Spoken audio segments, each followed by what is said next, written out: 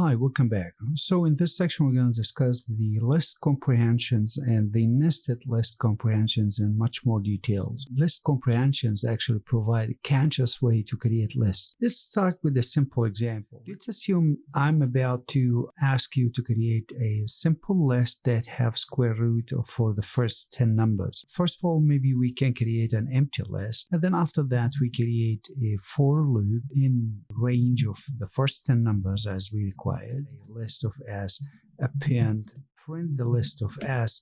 You could expect the result exactly as we wanted. However, there are many ways that we can make this code better and readable and shorter. The first thing, we can use the concept of list comprehension. Instead of this line, I can get rid of it actually directly and just doing the operation inside the append. The same things, you will get the same exact result. Also, we could do something called the mapping in the list. Directly inside the list as I'm going to do everything in one line. First of all, I'm going to use the built-in function of list. Lambda in the syntax expect a value of x, and it tells you I want you just to return the square root of that value of x. However, this code is not completed because where lambda is going to get the x from unless it is inside a function. I would like lambda to get the value from a range, could say this range of the first 10 numbers, right? We need one more function actually by giving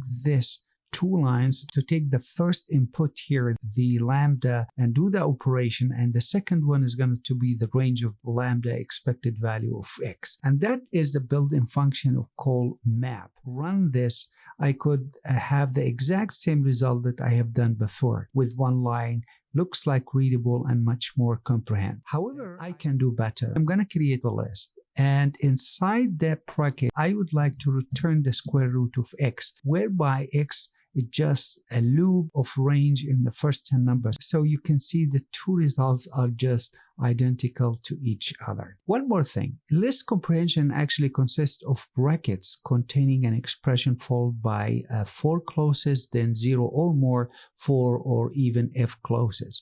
Let me show you an example. Imagine I would have 2 lists, and what I would like to do, I would like to create completely a new list that is a tuple, whereby I take each entry here and couple it with the entry of the second list. But here's the condition, I don't want repetitive. If this one happens to be the same entry of here, I want to skip. I don't want to couple it. Now basically what you could have done, you could have done the normal way as we have learned by using for and then if condition. Now if I would have to print the list art, you could get the desirable result 1 3 1 4 2 3, everything as we expected. However, you could see this task has been written in 4 different lines, but by the use of list comprehension I could make the task way easier than that. It's an empty list, but I'm going to write my operation directly within it. So you could see just in one line, so conscious, so easy to read, so easy to follow, you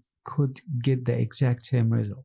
So if I would have to run this line, desirable result exactly like before. Also, what I could have done with list comprehension, create just an imaginary vector of values. Let's assume now the second task, maybe I would like to filter the list to exclude any negative number. Write my comprehension condition by saying x, whereby for x in the VEC, right? But I would like to make a condition if x should be larger than or equal to 0. You get the desirable result of 0, 2, and 4. Let's apply a function to all the elements, just the absolute function. For example, I would have to run the function, I get the desirable result one more time. So let's call a method on each element. We're going to create a new list. So for example, what I would like to do, if I would have written this as string, but imagine while I was entering this value, there was like some empty spaces here. So now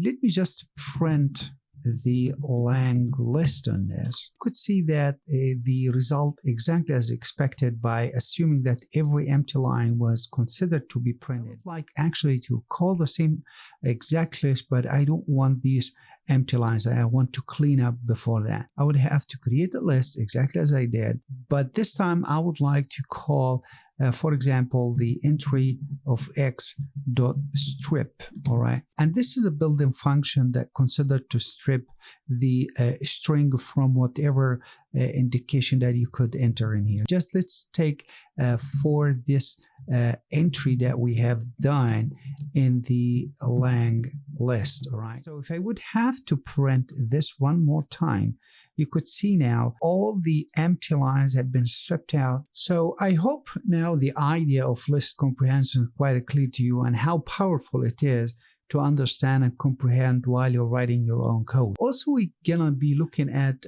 something called the nested list comprehension. Let me show you an example. I just have to create here a matrix, and basically this list contains another list. Now, basically, if I would like to transpose this matrix, without the use of list comprehension, you could have run into a really large concept of a code. Let me show you an example. If I can just go ahead and print the result of transpose. You saw this line that, or the logic that I have created by two for looping inside one another. But let me show you with the power of list comprehension or nested list comprehension what I could have done. You see that line that I have written, it gets exactly identical result as we expected. Alternative, also, I would like to introduce you to another one, built-in function called the zip function. So if we would have to use list one more time, it's an immutable sequence going to create for us. I'm going to use zip just like I use up there in the map. The asterisk symbol to indicate that every element in here is going to be considered as an input argument. So basically what's going to happen, the zip function is going to loop inside here and start to get these value 1, 5, 9, compact them as one vector, and then 2, 6, 10, compact them as the second, so on. So you will get exactly the same result as you expected. Now, before I leave this section, I would like to just indicate the del statement one more time. As I said, there is a way to remove an item from a list given its index instead of the value. The del statement does that for us. So what basically you could expect here to go 0, 1, 2, number 8 will be deleted. Get the result here as we expected, we deleted. So I'm gonna write, I want like you to delete list of A from 1, and since I'm going to delete 2 as well, so I have to write here 3, 3 will not be included anyway. You could expect the result 4 and 8 had just disappeared. Next, we are ready now to discuss on tuples and sequence. That's exactly what we're going to do next. I'll see you then.